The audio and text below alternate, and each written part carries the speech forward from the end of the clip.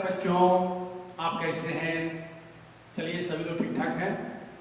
Lockdown में घर के अंदर रहिए, अच्छा से पढ़िए और सावधानी पूर्वक कोरोना से बचने का प्रयास करें। चलिए, अभी रात्रि 9 बजे हुए हैं और हम आपके लिए बहुत महत्वपूर्ण आपको वीडियो लेकर आए हुए हैं। इलेक्ट्रोस्टैटिक्स का video number 10, lecture number 10, electrostatics का वीडियो नंबर 10, लेक्चर नंबर 10। आइए, आज हम देखेंगे कूलॉम्स लॉ, कूलॉम का नियम, कूलॉम्स का नियम, या इसी को कर सकते हैं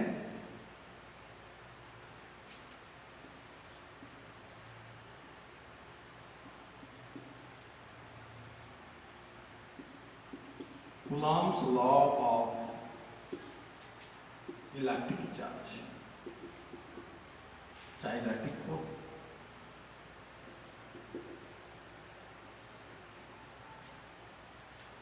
Coulomb's law of electric force, इसको बुला सकते हैं वैद्युत बल के लिए कूलॉम का नियम। तो देखिए, ये बहुत ही महत्वपूर्ण लॉ है। इस पर हम डिस्कस करने के पहले कुछ बातों पर फोकस करना चाहते हैं। कूलॉम ने बहुत एक्सपेरिमेंट किया और एक्सपेरिमेंट के द्वारा इन्होंने पाया कि दो चार्ज के बीच,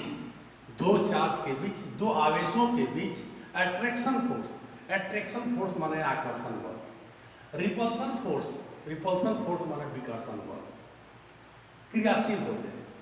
इन्होंने देखा कि जब चार्ज की नेचर, जब आवेश की प्रकृति समान हो, दोनों प्लस हो या दोनों माइनस हो, ये देखिए, दोनों माइनस हो या Q1 है या Q2 है, दोनों सेम नेचर के हो, दोनों की प्रकृति समान हो, दोनों समान नेचर के हो, यानी प्लस हो या माइनस, ये चार्ज पार्टिकल है। तो इनके बीच, सेम चार्ज के बीच क्या होता है?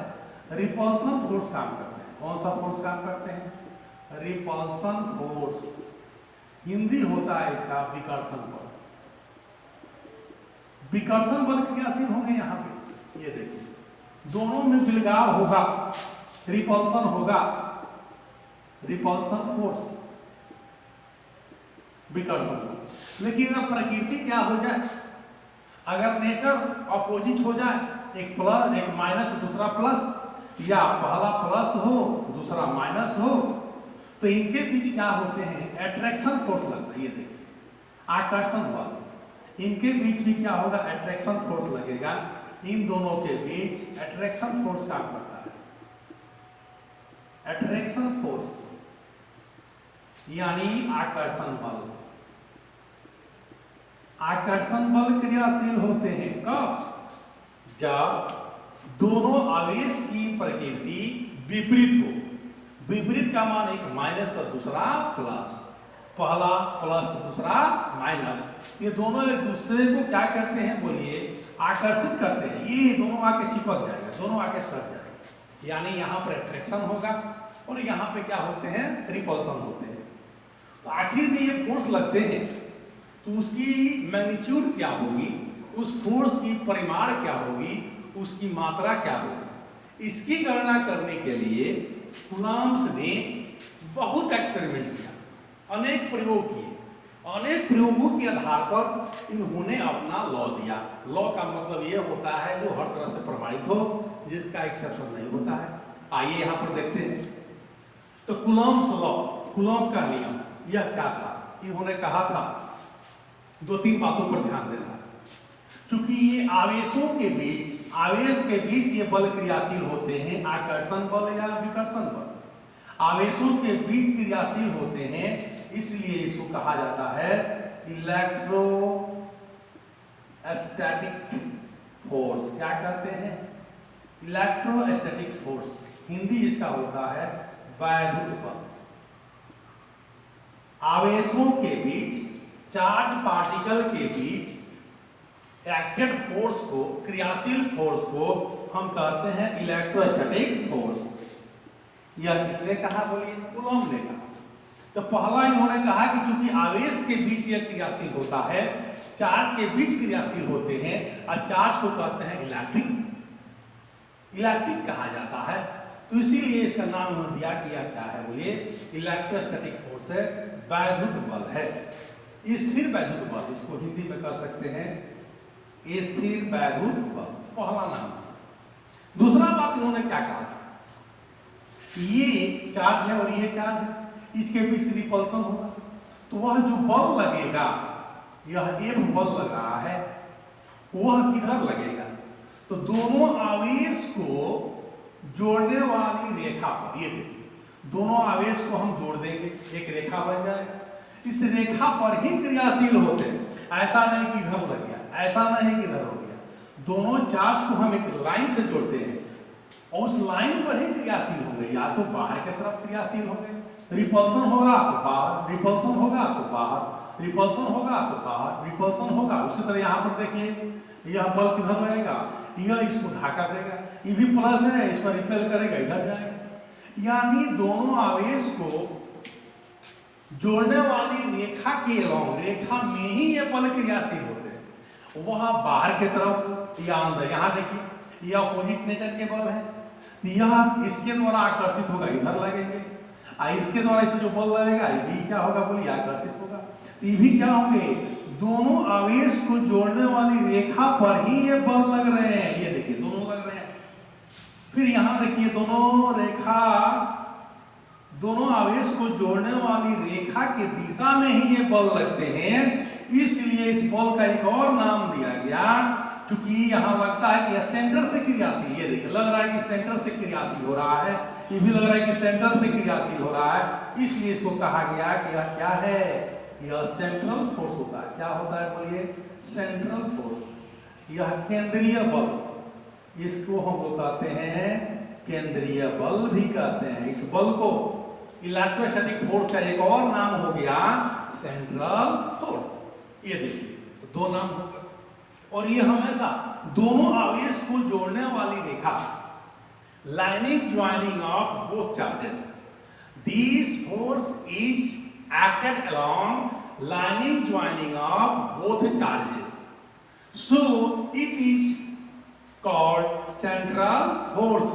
ऐसा लगता है कि ये दोनों चार्ज के मध्य से, सेंटर से ही क्रियाशील होते हैं, देखने में लगते हैं, इसलिए इस फोर्स का नाम दिया गया सेंट्रल फोर्स। दूसरी बात, अब देखिए यह चार्ज, इसको सपोज कीजिए कि ये फोर्स से रिपेल कर रहा है, हम एक और यहाँ चार्ज बढ़ा देते हैं, यहाँ एक और था, यह इसको F2 फोर्स है, यह F1 लगा रहा है, F2 लगा रहा है।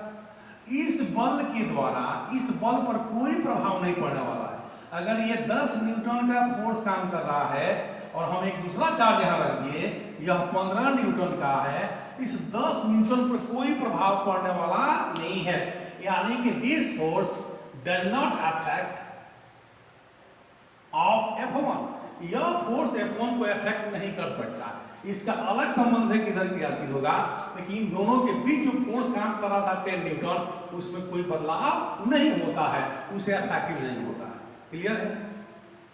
दूसरी बात यह है, यह जो फोर्स लग रहा है, इसका जो अमाउंट होता है, जो इसका मैग्नीट्यूड होता है, जो इसका मॉड होता है, वह क्या होता है?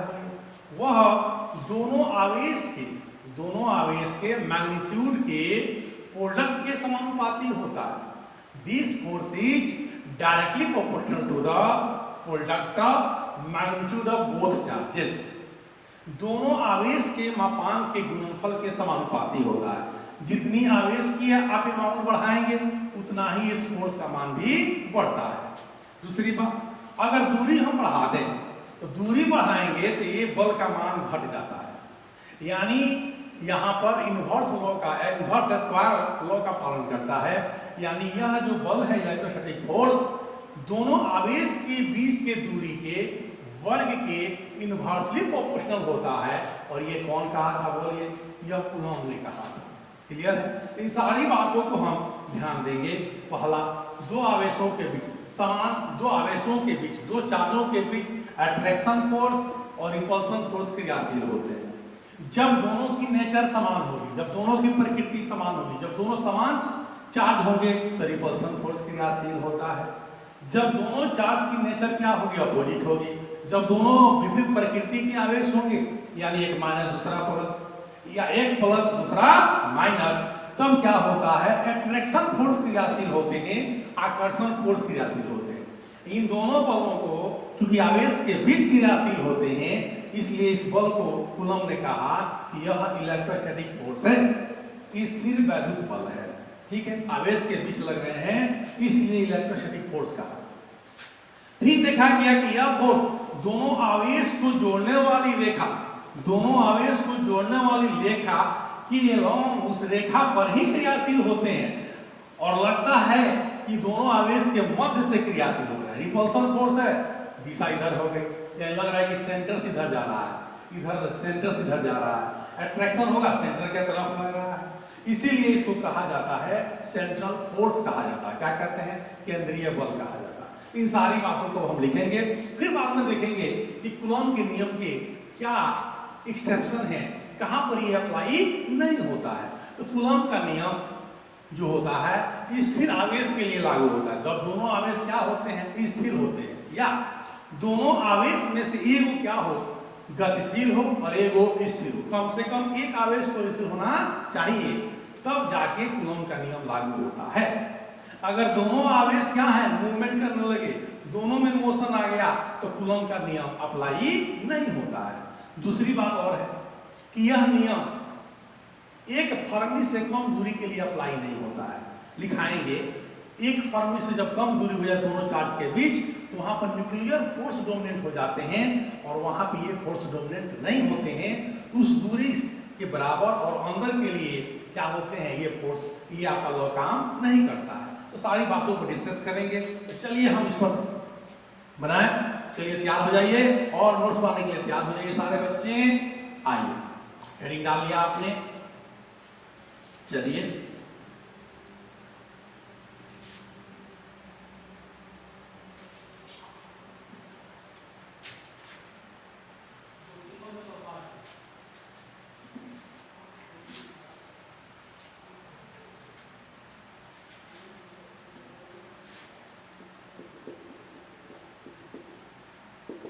एक्सपेरिमेंट की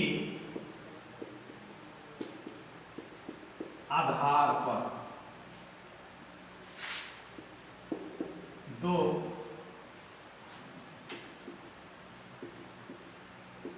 चार्ज के बीच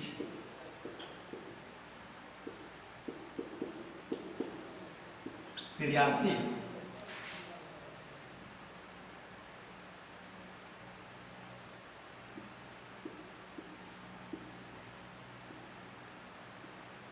वैद्युत बल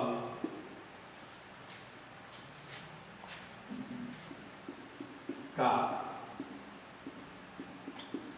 परिमाण और दिशा ज्ञात करने के लिए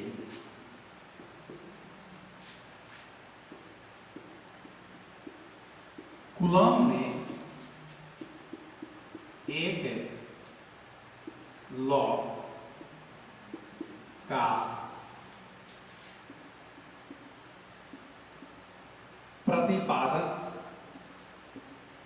किया, जिसे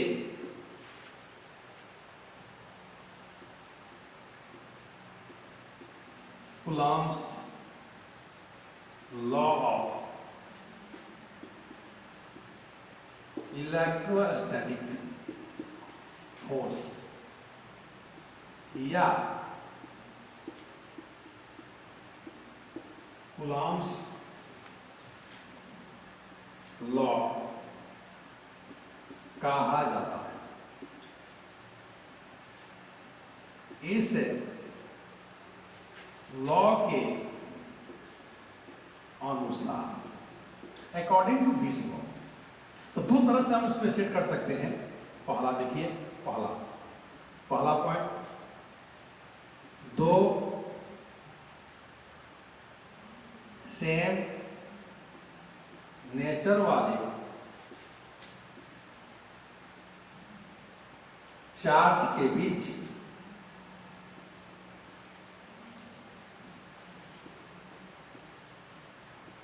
रिपल्सन फोर्स क्रियाशील होगा।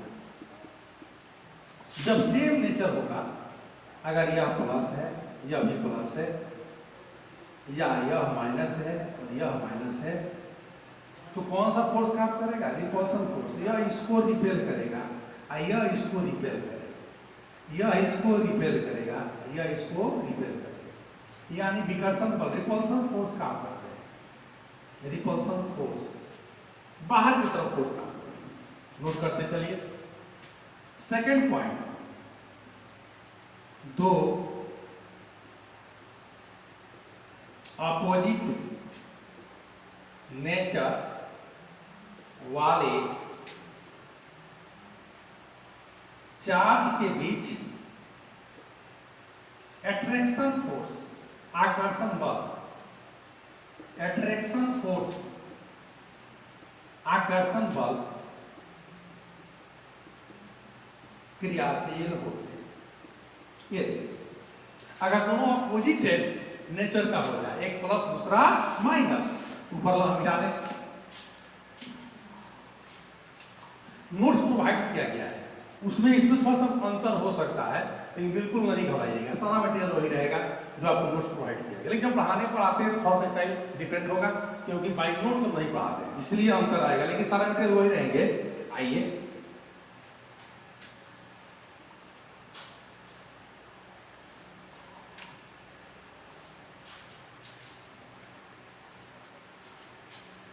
सेकेंड पॉइंट में देखिए, अगर एक प्लस हो और एक माइनस हो, या पहला माइनस हो और दूसरा प्लस हो, तो यहां पे आकर्षण फोर्स काम करेगा। ये देखिए, दोनों फोर्स इधर हो जाएंगे। ये देखिए, दोनों फोर्स अंदर की तरफ काम करेगा। ये देखिए, लगेगा कि सेंटर की तरफ काम कर रहा है। देखिए यहां पर भी लग रहा है कि सेंटर से ये जा रहा है इधर की तरफ, सेंटर से बाहर की तरफ जा रहे हैं, सेंटर की ओर जा रहे हैं। ये सेंटर है। ये देखिए सेकेंड पॉइंट। थर्ड पॉइंट पर बात करते हैं। ये जो फोर्स लग रहा है, यह न्यूटन्स लॉ के थर्ड नियम का पालन करता है। ये देखिए न्यूटन्स लॉ के third, Newton's law of motion के देखिए हम देखते हैं तीसरा पॉइंट। यह लॉ के द्वारा क्रियाशील फोर्स न्यूटन्स थर्ड लॉ का पालन करता है। ये देखिए पालन करते हैं या करता है। जैसे अगर हम Q1 ले लें, यह Q2 ले लें, यह प्लस है, यह प्लस, यह एक फोर्स हो गया, एक चार्ज हो गया, एक चार्ज पार्टिकल है, एक चार्ज पार्टिकल है, यह A है, यह चार्ज पार्टिकल B है। दोनों के सेंटर से दूरी ले लेते हैं, सेंटर से दूरी ले लेते हैं। ये देखिए दोनों सेंटर दूरी लिया जाएगा। अब बताइए ये प्लस है, ये फोर्स इधर लगाएगा B से A के दिशा में, यह इसको रिपेल करेगा B से A के दिशा में, तो BA, ये देखिए BA हमने कर दिया फोर्स B, यानी B से A की तरफ इधर जा रहा है, और A B की तरफ इधर फोर्स लगाएगा। ध्यान दीजिए A B, ये देखिए इसकी दिशा इधर और इसकी दिशा इधर। हम चाहें तो इसको ऐसे भी लिख सकते हैं A B से A की तरफ, इसको हम ऐसे भी लिख सकते हैं A से B की तरफ। इसकी दिशा इधर हो गई, परिमाण इधर हो गया, इसकी दिशा इधर हो गई, परिमाण इधर हो गया। तो according to Newton's third law, ये देखिए न्यूटन के तीसरे नियम से क्या होगा,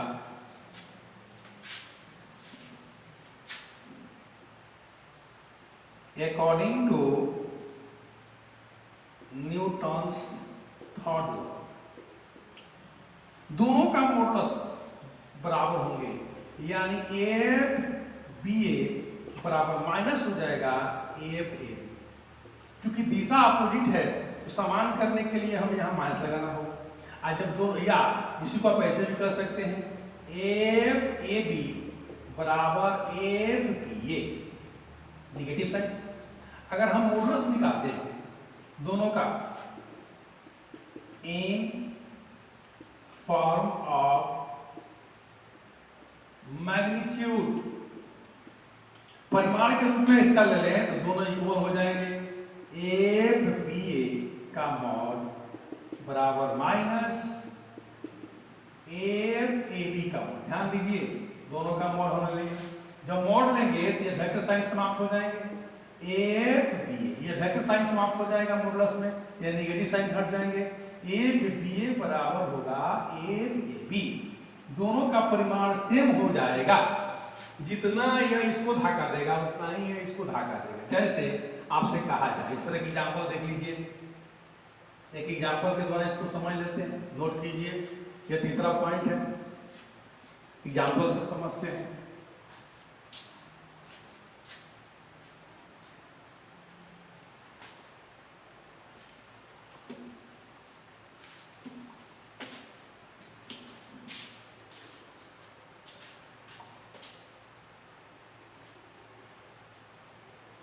इसी पर देखिए एग्जाम्पल के माध्यम से, जैसे बी ए को फोर्स लगा रहा है, बी ए इस दिशा में, अगर इसका मोड की बात करें, अगर ये 10 न्यूटन हो, आपसे पूछे एफ ए बी का मोड क्या होगा। यह इसको 10 न्यूटन से विकर्षण बल लगा रहा है। आपसे पूछा जाए ए बी को कितना बल से धक्का मारेगा, तो जितना से एक्शन होगा उतना ही से रिएक्शन होगा। अगर ये 10 न्यूटन है, ये भी कितना हो जाएगा, बोलिए 10 न्यूटन ही होगा। इसका कोई ये नहीं कि मान लीजिए कि ये 100 कूलम का चार्ज है और ये 2 कूलम का चार्ज है, सपोज कीजिए यह अधिक है तो अधिक नहीं लगा सकता। अगर यह इसको धक्का दे रहा है 10 न्यूटन से, तो यह भी इसको धक्का देगा 10 न्यूटन से। अगर 2 कूलम का चार्ज 100 न्यूटन पर 10 न्यूटन का फोर्स लगा रहा है, सेम उसी तरह 100 कूलम का चार्ज 2 कूलम के चार्ज पर कितना का लगाएगा, बोलिए 10 न्यूटन का ही फोर्स लगाएगा। दिशा भले क्या हो, अपोजिट हो, यह सेंटर से काम करता है। ये बहुत महत्वपूर्ण पॉइंट है। टाइम देखकर ना बता कितना हुआ।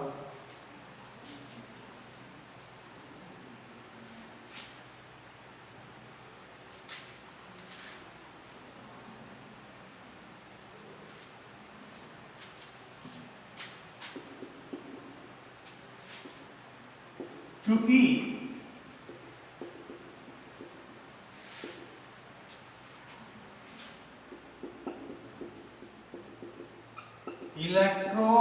इलेक्ट्रोस्टैटिक फोर्स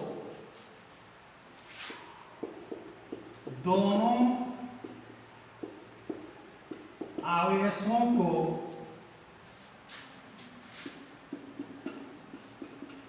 जोड़ने वाली रेखा के along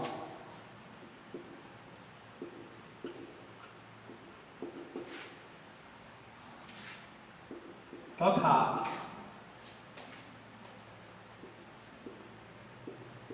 सेंटर से या सेंटर की ओर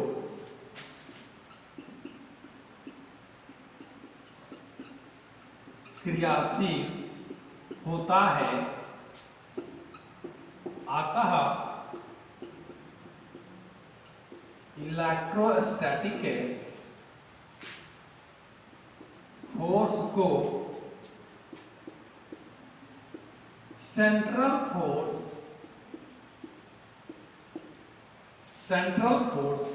कहा जाता है। ये देखिए सेंट्रल फोर्स कहते हैं। जैसे अगर ये प्लस Q1 है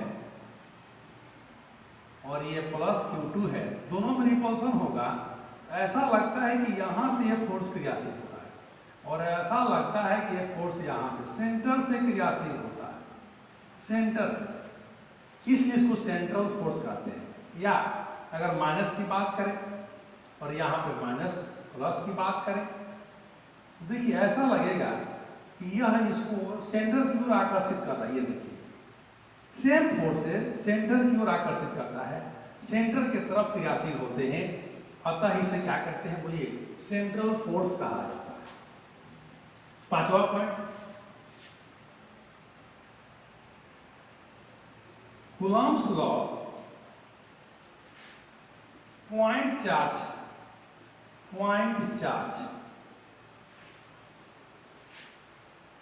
तथा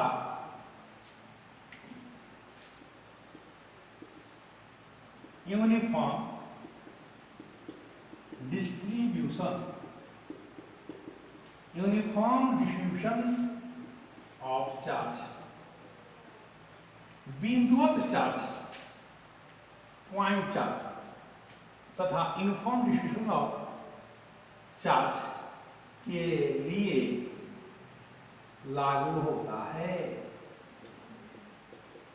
देखिए कूलॉम्स लॉ पॉइंट चार्ज बिंदुवत आवेश के लिए ही लागू होते हैं। बिंदुवत पॉइंट चार्ज या यूनिफॉर्म डिस्ट्रीब्यूशन ऑफ चार्ज के लिए, चार्ज हो और यूनिफॉर्मली डिस्ट्रीब्यूट हो तो उसके लिए हम अप्लाई कर सकते हैं। आइए इसको समझते हैं।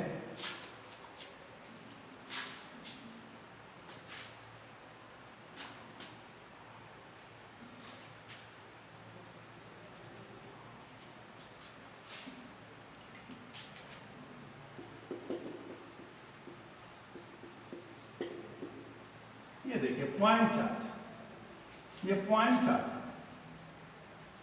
P1 Q2 पॉइंट चार्ज के लिए अप्लाई होगा, क्लियर है।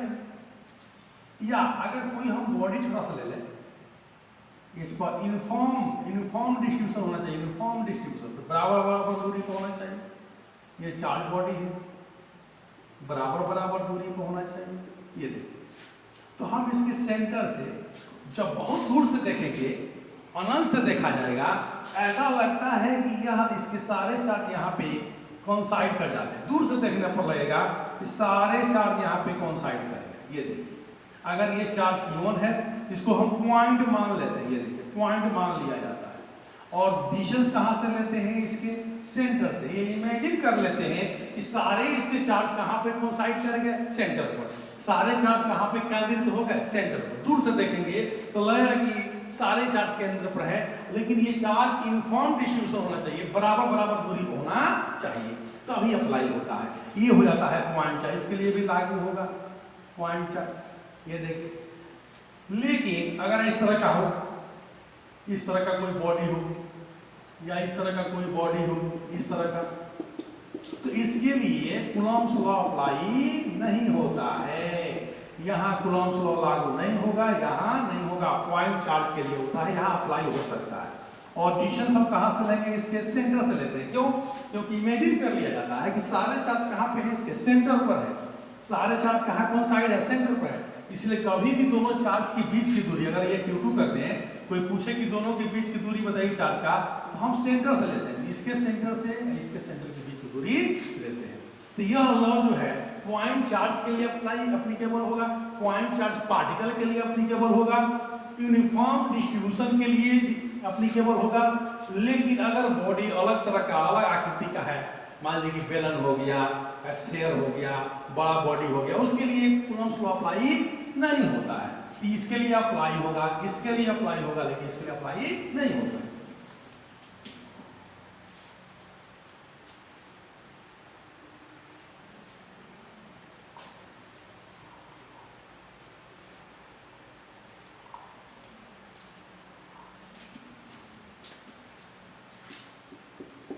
अगला पॉइंट देखिए, दो चार्ज के बीच क्रियाशील इलेक्ट्रोस्टैटिक फोर्स का मान किस पर निर्भर करता है? दोनों चार्ज के मापांक मैग्नीट्यूड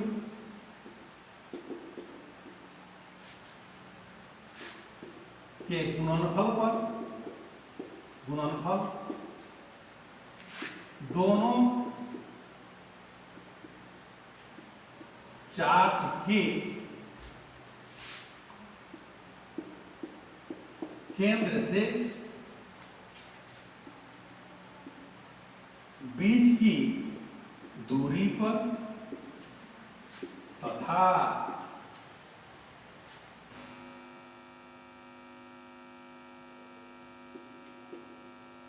माध्यम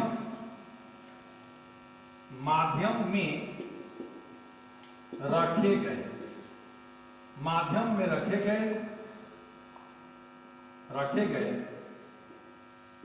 माध्यम के नेचर पर निर्भर करता है। ये देखिए माध्यम पर निर्भर करता है। ये इलेक्ट्रोस्टैटिक फोर्स है, किस पर निर्भर करता है? ध्यान से देखिए, दोनों आवेशों के मापांक का गुणनफल, पहला पॉइंट। दूसरा, दोनों चार्ज के केंद्र से बीच की दूरी। और तीसरा हो गया माध्यम में रखे गए माध्यम के नेचर पर निर्भर करता है। यानी ये जो इलेक्ट्रोस्टैटिक फोर्स है, दो आवेश के बीच जो बल काम कर रहे हैं, फोर्स काम कर रहे हैं, वह 3 पॉइंट्स पर निर्भर करते हैं। अगर माध्यम हम चेंज कर दें, हवा में रखें और फिर उसको उठाकर कहां रखते हैं? वाटर में रख दें, तो फोर्स का मान बदल जाएगा। अगर चार्ज 2-2 कूलम्ब का है, उसके मैग्नीट्यूड को हम फिर बदल दें, 4-4 कर दें, 10-10 कर दें, चेंज कर दें, तो इलेक्ट्रोस्टैटिक फोर्स का मान बदल जाएगा। अगर चार्ज के केंद्र के बीच की दूरी पहले 1 मीटर है और दूरी को हम बढ़ा दें 5 मीटर, तभी यह फोर्स क्या होता है? बोलिए, चेंज हो जाता है। यानी इलेक्ट्रोस्टैटिक फोर्स या कूलम्ब्स फोर्स कह सकते हैं इसको, 3 बातों पर निर्भर करती है। पहला, चार्ज के मैग्नीट्यूड पर। दूसरा, चार्ज के बीच के दूरी पर। और तीसरा, माध्यम के नेचर पर। और ये कैसे निर्भर करती है? अगला नियम हम बात कर सकते हैं। ये देखिए 8 नंबर पर बात करते हैं। 2 चार्ज के बीच क्रियाशील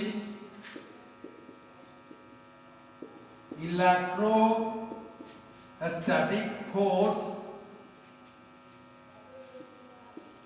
दोनों चार्ज के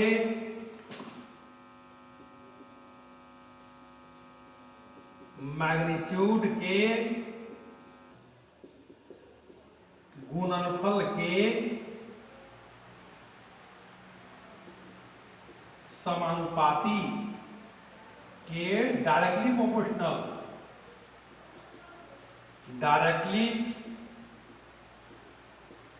प्रोपोर्शनल होता है, जबकि उनके केंद्र के बीच के दूरी के वर्ग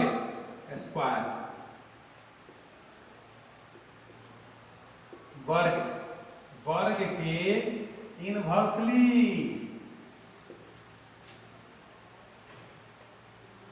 प्रोपोर्शनल, व्युत्क्रमानुपात इनवर्सली प्रोपोर्शनल होता है। ये देखिए, आइए इसको हम मिटा दें।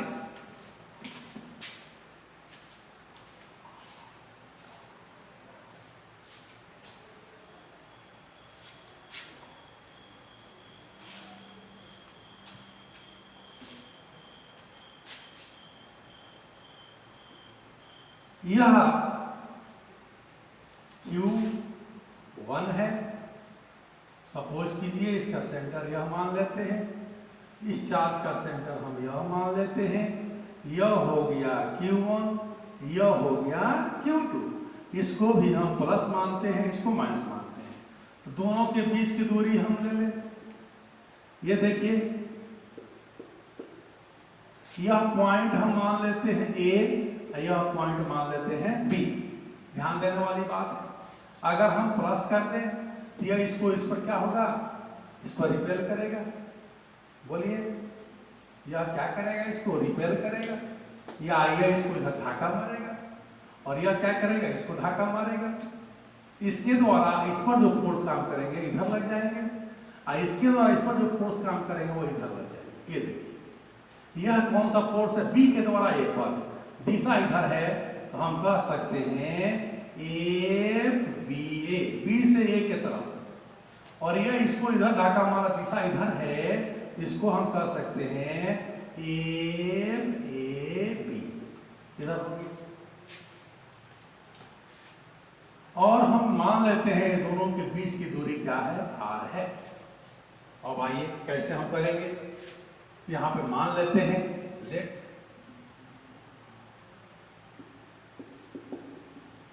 Q2 R FBA, B से A की ओर IFAB।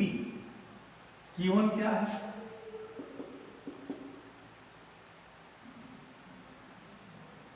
Magnitude of first charge. Q2 क्या है, मैग्नीट्यूड ऑफ सेकेंड चार्ज। प्रथम आवेश की मापांक, दूसरे आवेश की मापांक, R क्या है, दोनों के बीच की दूरी, डिस्टेंस बिटवीन बोथ चार्जेस, दोनों आवेश के बीच की दूरी हो गई। FBA यह क्या है, force acted by BA, B से की तरफ, force acted by Q2 charge on Q1 charge. Q2 से Q1 पर चार्ज, Q2 आवेश से Q1 चार्ज पर क्रियाशील बल, हम मोड़ ले लेते हैं, थोड़ी यही कर लीजिए, और ये है force acted by Q1 charge on Q2 charge. Q1 से Q2 पर, ये देखिए इसकी दिशा इधर हो जाएगी, इसकी दिशा इधर हो जाएगी, ये इसको धक्का मारेगा, ये इसको धक्का मारेगा।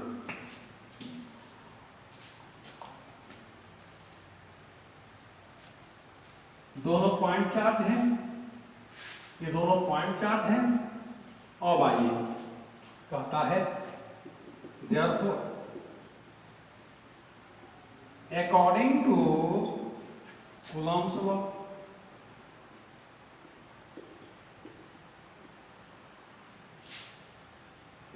इलेक्ट्रोस्टैटिक फोर्स, यहां मैग्नीट्यूड ले लीजिए, magnitude of electrostatic force directly proportional to product of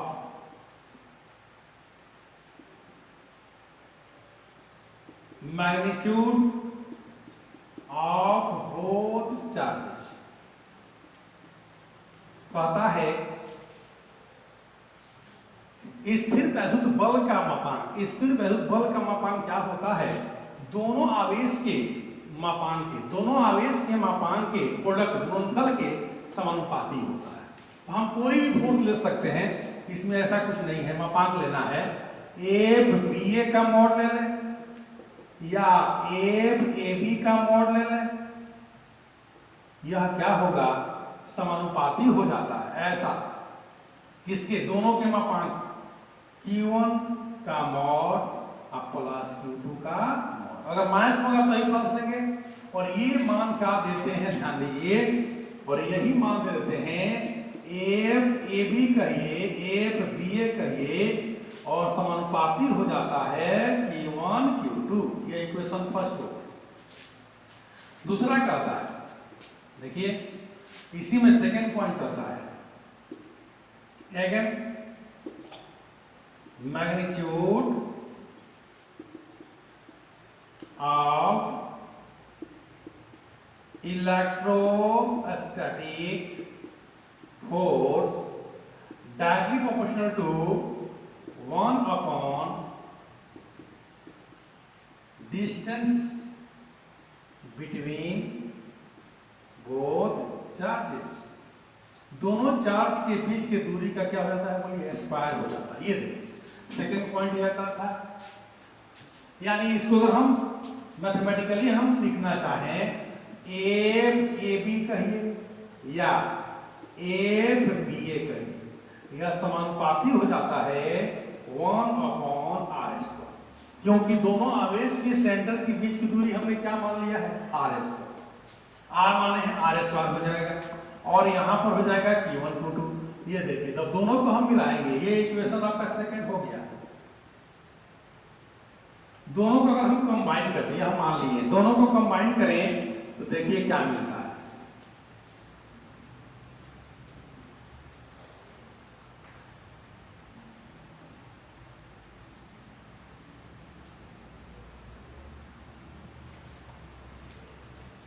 दोनों को कंबाइन करें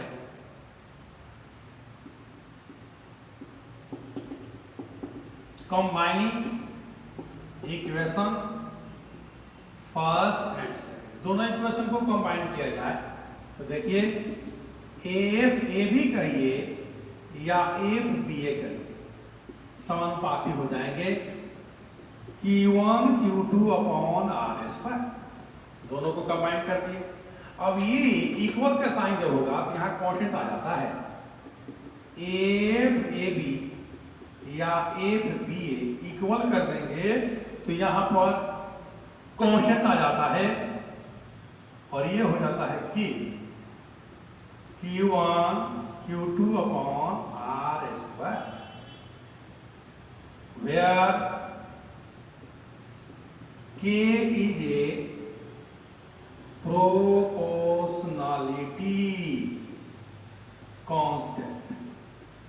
कि क्या है, एक समानुपातिक स्थिरांक है जिसका मान देखिए कितना होता है 1/4 pi epsilon naught epsilon r. ये देखिए ये हो जाता है एप्सिलॉन, या इसी को जब तोड़ देते हैं 1/4 pi epsilon naught epsilon r, ये दोनों कांस्टेंट हो जाते हैं। और ये तो फॉर्मूला आपका बन गया मैग्नीट्यूड पर। और यहां से देखिए दो पॉइंट्स आएंगे। एप्सिलॉन नॉट क्या है, एप्सिलॉन नॉट होता है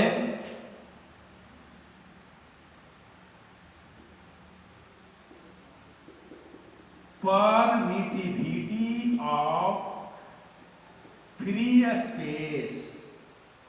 ये देखिए, या इसी को कह सकते हैं एब्सोल्यूट परमिटिविटी, जिसका मान होता है 8.85 10 to the power minus 12, 10 to the power minus 12। और क्या होंगे, न्यूटन मीटर स्क्वायर पर कूलम्ब स्क्वायर, इतना इसका वैल्यू होता है। और अब एप्सिलॉन आर क्या होता है, यह होता है रिलेटिव परमिटिविटी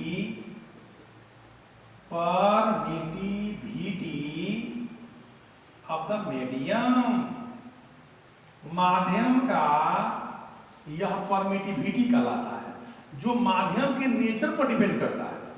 अलग अलग माध्यम के लिए एप्सिलॉन आर का मान अलग अलग होता है। और जब आप चलाएं एप्सिलॉन नॉट एप्सिलॉन आर का मान जब बदलेगा, जब इसको आप यहां रखिएगा, जब एप्सिलॉन आर का मान बदलेगा तो के का मान बदलेगा।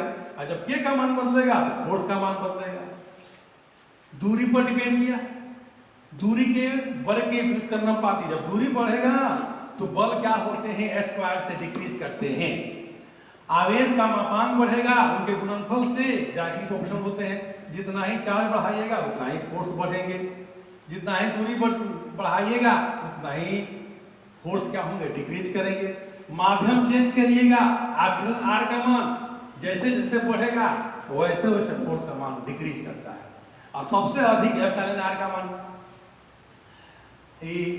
माध्यम पर डिपेंड करता है, और एयर के लिए या फ्री स्पेस के लिए, वैक्यूम के लिए एप्सिलॉन आर का मान 1 लिया जाता है। क्या लेते हैं बोलिए, 1। इसको हम बाद में डिस्कस करेंगे। चलिए इसको नोट कीजिए, इसको नोट कीजिए। और ये आपका बहुत बढ़िया फॉर्मूला बन गया है, और ये क्या है, मॉडुलस में है। इसका हम वेक्टर फॉर्म देखेंगे कि Q1 Q2 by R square, और यहाँ पर K का मान, इसको समझने वाली बात है, यह होता है एप्सिलॉन। एप्सिलॉन का मतलब होता है epsilon naught epsilon r. Epsilon naught क्या होता है, परमिटिविटी ऑफ फ्री स्पेस, या इसी को कहते हैं एब्सोल्यूट परमिटिविटी। इसका वैल्यू इतना होता है 8.85 10⁻⁻12 होता है, और एप्सिलॉन आर का मान होता है इतना। तो चलिए यही पर इसको रोकते हैं, काफी रात हो गई है। अगर आपको ये वीडियो पसंद पड़ता है, लेक्चर पसंद पड़ता है, आप इसको लाइक कर सकते हैं, शेयर कर सकते हैं और सब्सक्राइब कर सकते हैं। चलिए okay, thank you, good night.